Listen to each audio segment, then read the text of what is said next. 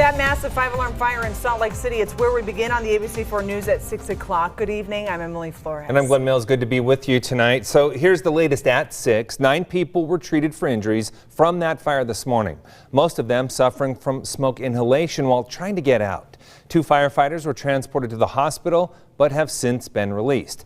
This all happening at the Incline Terrace Apartments. This is near 400 South and 10th East in Salt Lake City. That's where we find ABC4's Jason Wynn. Jason, there's a lot of thankful residents out there tonight.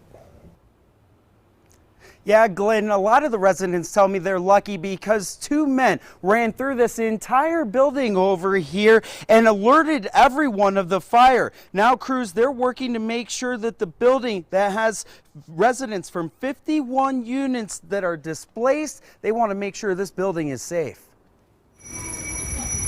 It was really scary. Annalie Salter was preparing applications for a physician assistant program when she heard a loud boom just after 2 in the morning Monday. I thought it was gunshots. It sounded like gunfire.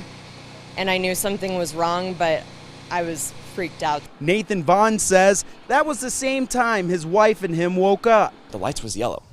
We're like, that's not a normal color that we see. And I ran over here. He says with 2 stories on fire, the old property manager says there was no choice in his mind than to begin banging on residents' doors. I became essentially the central fire alarm. I heard my neighbor screaming like, "Fire, building B, get out now." Salter says she grabbed her cat Gertrude and ran out because of the heavy smoke. The bad thing about this building is that there's no central fire alarm. Each unit had its own fire alarm, so you could hear the fire alarms going off in the units that were affected by the smoke, but later, farther down, there was nothing. So that early action by the neighbors in the structure definitely helped this become much more successful an operation. It was horrible. People were stuck on their balconies. You could see smoke and flame behind them. Roughly 100 firefighters and paramedics from South Salt Lake up to South Davis came with hand ladders to free the trapped.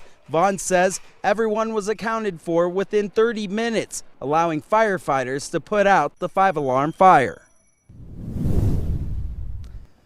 Now, taking a look at this live, investigators tell me 25% of this roof is gone, and the open exposure could cause some problems if winds pick up tonight. Now, because of all the smoke and water damage, investigators say it could take some time to figure out what caused this fire and how much damage this fire caused. I'm Jason Wynn, live in Salt Lake City, ABC4 News. Thank you, Jason.